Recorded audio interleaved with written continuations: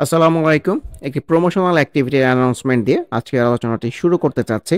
আন্তর্জাতিক মাতৃভাষা দিবস ২০২৫ উপলক্ষে ট্রেডিং বাংলাদেশ এর নিয়মিত অনলাইন কর্মশালা 50% ডিসকাউন্ট আয়োজন করতে যাচ্ছে। অফারটি এই প্রমোশন চলাকালীন সময়ের জন্য প্রযোজ্য হবে, অর্থাৎ যারা শুধুমাত্র ২১শে ফেব্রুয়ারি ২০২৫ এর মধ্যে রেজিস্ট্রেশন সম্পন্ন করবেন তারাই এই সুযোগটি উপভোগ করতে পারবেন। পরবর্তীতে সেশনে অংশগ্রহণে আগ্রহী হলেও হ্রাসকৃত প্রাইস পেতে প্রমোশন চলাকালীন সময় রেজিস্ট্রেশন সম্পন্ন করে রাখতে পারেন। বলাই বাহুল্য, আসন সংখ্যা সীমিত এবং আগে আসলে আগে পাবেন ভিত্তিতে গণ্য করা হবে। এই সংক্রান্ত বিস্তারিত জানতে স্ক্রিনে প্রদত্ত হোয়াটসঅ্যাপ নম্বরে যোগাযোগ করতে পারেন। আসসালামু আলাইকুম। আমি মোহাম্মদ শামিউর রহমান, ট্রেডিং বাংলাদেশ থেকে। আশা করি সবাই ভালো আছেন। প্রথমেই বলতে চাই, ট্রেডিং বাংলাদেশ ছোট পরিসরে ২টি কার্যক্রমের সাথে যুক্ত আছে। একটি অনলাইন ওয়ার্কশপ সার্ভিস, অন্যটি স্টক সাজেশন। দুটোই নামমাত্র মূল্যে পেইড সার্ভিস। ২ ঘন্টার মাত্র ২টি সেশনের মাধ্যমে এই ওয়ার্কশপটি ডিজাইন করা হয়েছে। স্টক প্রাইসের বেসিক ক্যারেক্টারিস্টিক্স এবং কিছু ইফেক্টিভ স্ট্র্যাটেজির কম্বিনেশন করে এই ওয়ার্কশপগুলো ডিজাইন করা। নতুন কিংবা পুরাতন যেকোনো ধরনের বিনিয়োগকারী এই ওয়ার্কশপে অ্যাটেন্ড করতে পারবেন। যারা প্র্যাকটিক্যালি ট্রেডিংটা হাতে কলমে শিখে রেগুলার ইনকাম জেনারেট করতে চান, তারা চাইলে ট্রেডিং বাংলাদেশের এই ওয়ার্কশপ কার্যক্রমে যুক্ত হতে পারেন। এর বাইরে যারা চাকরি, ব্যবসা কিংবা অন্য যেকোনো ধরনের কাজের জন্য রেগুলার এই মার্কেটটা ফলো করতে পারেন না, কিন্তু স্টক মার্কেটের সাথে কানেক্ট থাকতে চান, তারা চাইলে ট্রেডিং বাংলাদেশের স্টক সাজেশন সার্ভিসটা অ্যাভেইল করতে পারেন। এর বাইরে এই চ্যানেলে ট্রেডিং বেসিক্স নামে একটি প্লেলিস্ট রয়েছে। এটি মূলত ট্রেডিং শেখার প্লেলিস্ট। ক্যান্ডেলস্টিক এবং এর বিভিন্ন প্যাটার্ন, বিভিন্ন effective strategy, for example moving average trading strategy, upswing এর বিভিন্ন ফেজ এবং এই ফেজে ট্রেড প্ল্যান করার কোনো স্কোপ আছে কিনা, কিংবা বাউন্স ব্যাক ক্যান্ডেলগুলো কেমন হতে পারে, এসব সহ ট্রেডিং সংক্রান্ত বিভিন্ন বিষয়ের উপর ভিডিও দেয়া আছে। যে যেখানে আছেন সেখান থেকেই ট্রেডিং বেসিক্স প্লেলিস্টটি ফলো করে ট্রেডিং সম্পর্কে আইডিয়া নিতে পারেন। আলোচনার শুরুতে যদি ইন্ডেক্সটা নিয়ে বলি, গতকাল যেমন এক্সপেকটেশনটা রেখেছিলাম, মুভিং এভারেজের রেজিস্ট্যান্সের যে বিষয়টা, সেটাই প্রতিভাত হয়েছে এরকমই মনে হচ্ছে। যেটা রিফ্লেকশন আমরা এর আগে এখানেও পেয়েছি, এইসব জায়গায় পেয়েছি, কয়েকটা রেফারেন্স নিয়ে দেখানোর চেষ্টা করছিলাম। সো ভলিউমটাও ডিক্লাইনিং হওয়া শুরু হয়েছে। সো নর্মালি কিন্তু এরকম ক্ষেত্রে এই আপসুইংয়ের পরে রেজিস্ট্যান্স পেলে আবার একটা ডাউন সুইং এক্সপেক্টেড হয়, যেটা আমরা যে এইখানেও দেখেছি। সো রিসেন্টলি যদি বলি, স্টক প্রাইস কিন্তু মুভিং এভারেজের নিচে দিয়ে কন্টিনিউ করতেছে। আমার ভিডিওতে অনেকবারই বলেছি যে এটা একটা স্টক প্রাইসের বেসিক ক্যারেক্টারিস্টিক্স। মুভিং এভারেজের নিচ দিয়ে যখন একটা স্টক প্রাইস কন্টিনিউ করে সেটাকে আমরা ডাউন ট্রেন্ড বলতে চাই। সো ডাউন ট্রেন্ডের আপসুইংয়ের চেয়ে ডাউন সুইংটা কিন্তু বড় হয়। সো এখান থেকে বড় কারেকশন হলেও কিন্তু অবাক হওয়ার মতো কিছু নাই। আবার একটু নিচেই মুভিং এভারেজ 20টা আছে। সো অনেক সময় 20 থেকেও সাপোর্ট জেনারেট করতে পারে। সো এটাই দেখতে চাই যে আপকামিং ডেজ ইন্ডেক্সটা কেমন বিহেভ করে।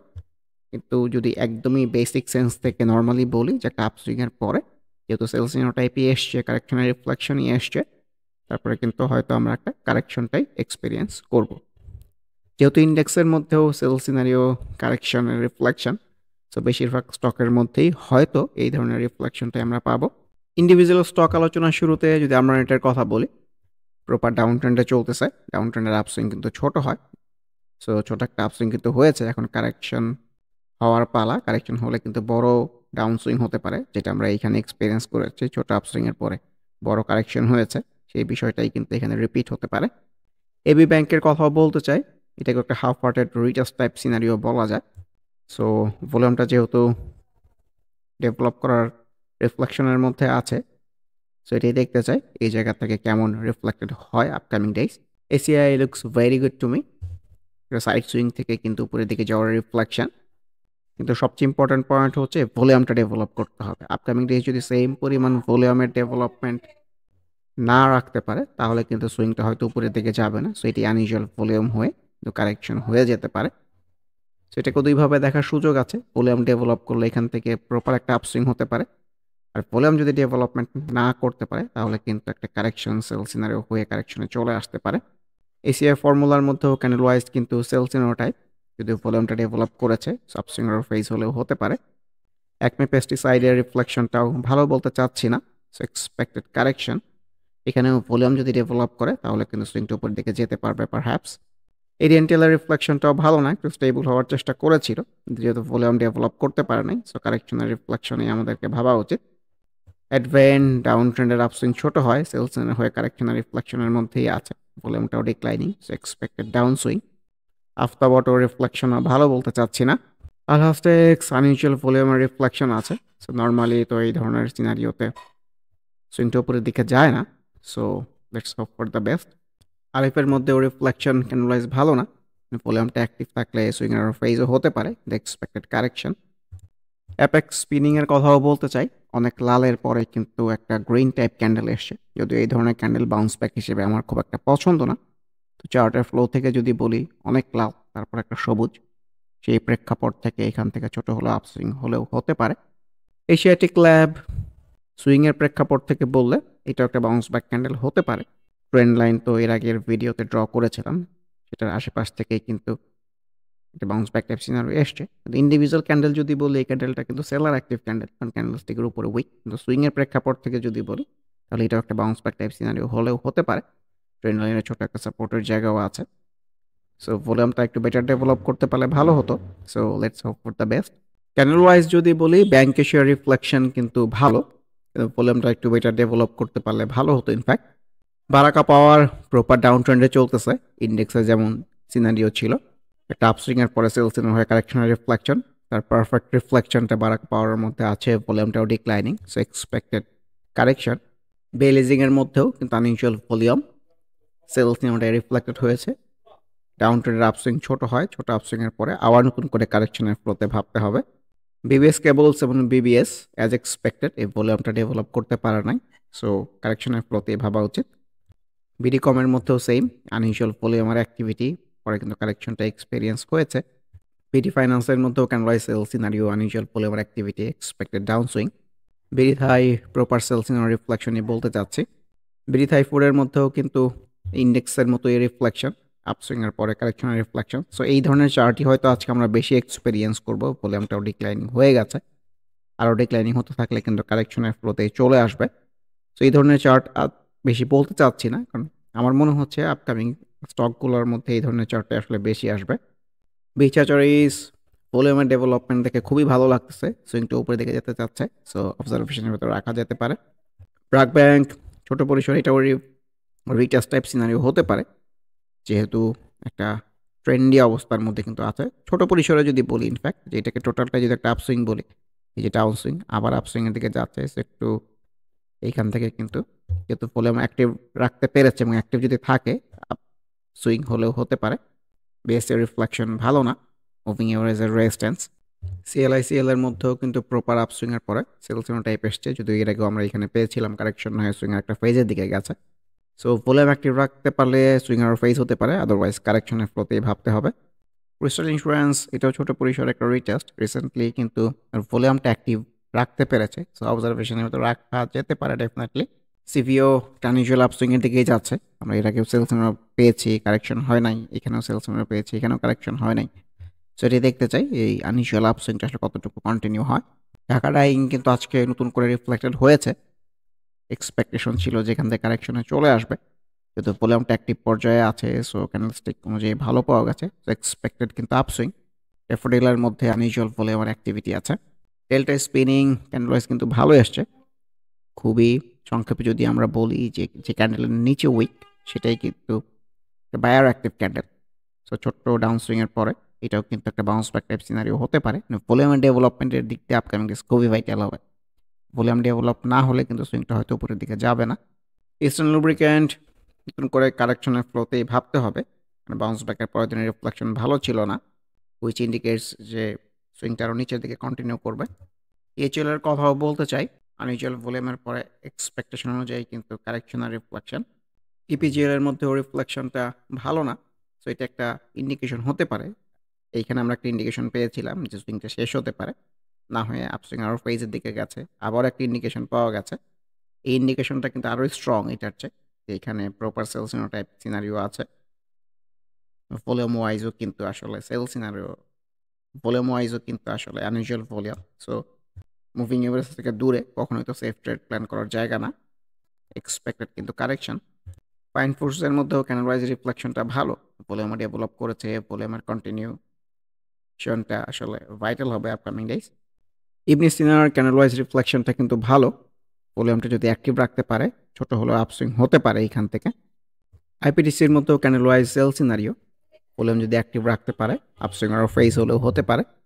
ফাইন্যান্সের মধ্যেও কিন্তু আনইউজুয়াল ভলিউমের অ্যাক্টিভিটি আছে। সো এই ধরনের ক্ষেত্রে sell scenario followed by correction expected. Khan ব্রাদার্সের রিফ্লেকশন ভালো মনে হচ্ছে, ভলিউমটা ডেভেলপ করতে পেরেছে। সামনে মুভিং এভারেজ 20 রেজিস্ট্যান্সের জায়গা আছে, এটাকে যদি সাকসেসফুলি ব্রেক করে যায়, এখান থেকেও কিন্তু একটা আপসুইং এক্সপিরিয়েন্স হলেও হতে পারে। কেপিপিএল অবশেষে এই আপসুইংটা শেষ হবে এরকমই মনে হচ্ছে।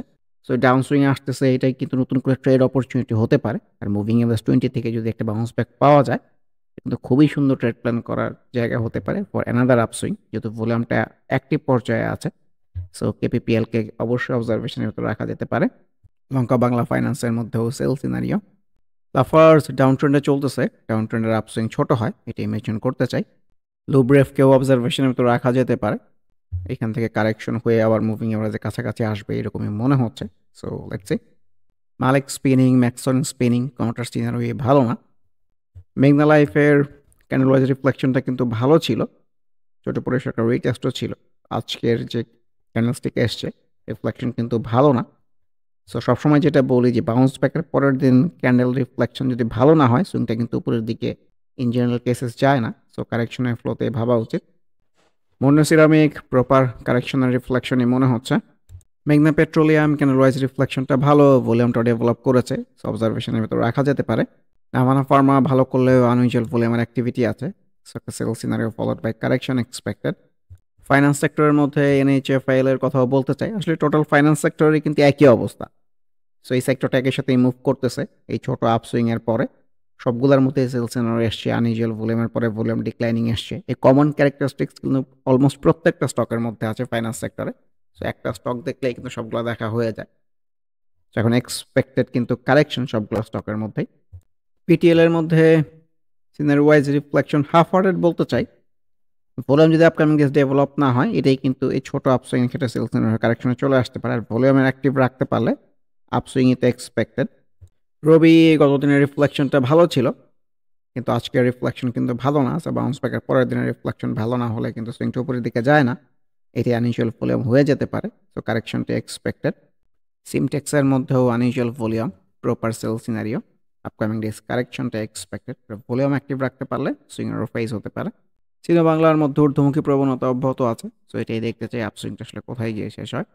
সোনাগার কথাও বলতে চাই, কতদিন খুবই ভালো সিনারিও লেগেছিল আমার কাছে। সো আজকের রিফ্লেকশন কিন্তু ভালো না। তো নর্মালি বাউন্স ব্যাকের পরের দিনের রিফ্লেকশন ভালো না হলে সুইংটা উপরের দিকে যায় না। সো কারেকশনের ফ্লোতেই ভাবা উচিত। এসপিসিএল এর মধ্যেও রিফ্লেকশন ভালো না, আনইউজুয়াল ভলিউমের পরে সেল সিনোটাইপ ক্যান্ডেল কারেকশনের রিফ্লেকশন, প্রিভিয়াস সুইং টপের রেজিস্ট্যান্স, মুভিং এভারেজের রেজিস্ট্যান্স সব কিছু মিলে ইন্ডিকেট করতেছে এখান থেকে কারেকশন এক্সপেক্টেড। পরিশেষে ইন্ডেক্সের ডে চার্ট নিয়ে যদি আরেকটু বলতে চাই, রিফ্লেকশন তো আসলে ভালো না, কারেকশনের রিফ্লেকশন। তো আমরা যদি এখান থেকে ট্রেন লাইনে ড্র করি, তাও দেখা যাবে যে এই রেজিস্ট্যান্স জোনটাই কিন্তু মিট করতেছে। তো এর আগে রেজিস্ট্যান্স পেয়েছে, এইসব জায়গা থেকে রেজিস্ট্যান্স পেয়েছে। সো এক্সপেক্টেড এখান থেকে কারেকশন। আমাদের স্টক মার্কেটের একটা বাজে টেন্ডেন্সি আছে, ইন্ডেক্সের মধ্যে যখন সেলস চলে আসে কারেকশনের রিফ্লেকশনে থাকে।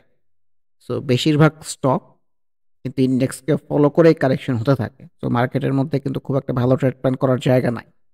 কিন্তু এর মানে এইটা না যে আগামীকাল কোনো স্টক ভালো করবে, কিন্তু কোন স্টক ভালো করবে আজকে বসে কিন্তু আমরা সেটা ডিসিশনটা নিতে পারবো না। আজকে বেশিরভাগ স্টকের মধ্যেই সেল সিনারিও কারেকশনের রিফ্লেকশন, ইন্ডেক্সের মধ্যেও তাই। সো ইন্ডেক্স যদি টানা 3-4 দিন কারেকশন হয়, সকল স্টকের মধ্যেই কিন্তু টুকটাক কারেকশন হবে। সো এই ধরনের সিনারিওতে সবচেয়ে ওয়াইজ হচ্ছে ক্যাশ ফ্রি করে বসে থাকা, আবার যখন নিচে এসে একটা বাউন্স ব্যাক টাইপ সিনারিও পেলে সেখানে ক্যাশ ইনভলভ করা। সো আপকামিং ডেইজ এই অবস্থা থেকে ইন্ডেক্সের মধ্যে একটা পজিটিভ ধারা অব্যাহত থাকবে, এই আশাবাদ ব্যক্ত করে আজকের মতো ডিসকাশনটি শেষ করতে চাচ্ছি। আবারও মনে করিয়ে দিতে চাই, আন্তর্জাতিক মাতৃভাষা দিবস 2025 উপলক্ষে ট্রেডিং বাংলাদেশ এর নিয়মিত অনলাইন কর্মশালা 50% ডিসকাউন্ট আয়োজন করতে যাচ্ছে। অফারটি এই প্রমোশন চলাকালীন সময়ের জন্য প্রযোজ্য হবে, অর্থাৎ যারা শুধুমাত্র 21শে ফেব্রুয়ারি 2025-এর মধ্যে রেজিস্ট্রেশন সম্পন্ন করবেন তারাই এই সুযোগটি উপভোগ করতে পারবেন। পরবর্তীতে সেশনে অংশগ্রহণে আগ্রহী হলেও হ্রাসকৃত প্রাইস পেতে প্রমোশন চলাকালীন সময় রেজিস্ট্রেশন সম্পন্ন করে রাখতে পারেন। বলাই বাহুল্য, আসন সংখ্যা সীমিত এবং আগে আসলে আগে পাবেন ভিত্তিতে গণ্য করা হবে। এই সংক্রান্ত বিস্তারিত জানতে স্ক্রিনে প্রদত্ত হোয়াটসঅ্যাপ নম্বরে যোগাযোগ করতে পারেন।